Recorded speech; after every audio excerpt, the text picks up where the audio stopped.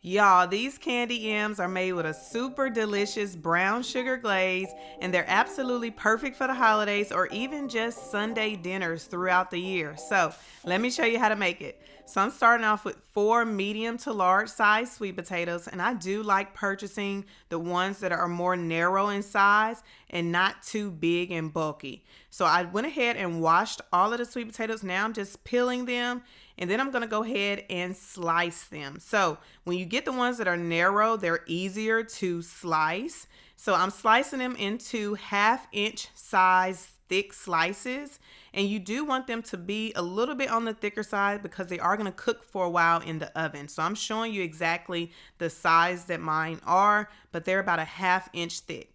Now I'm just going to go ahead and layer them into a buttered baking dish. I'm using a 9 by 13 size baking dish, but you can certainly use a different size if you want. You just want to make sure that all the sweet potatoes will fit.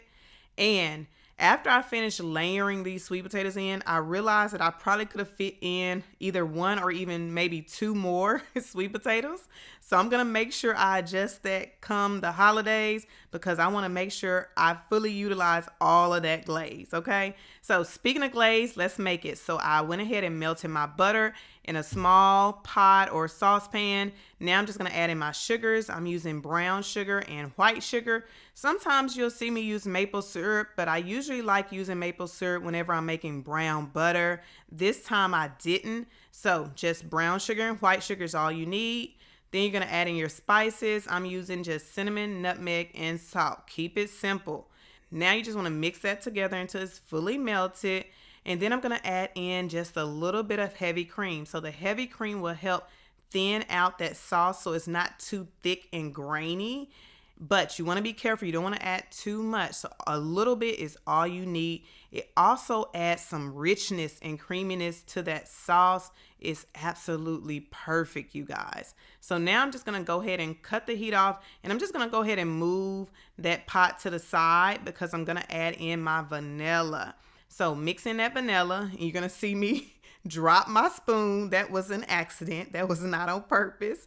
But I'm just going to go ahead and mix in that vanilla until it's fully incorporated.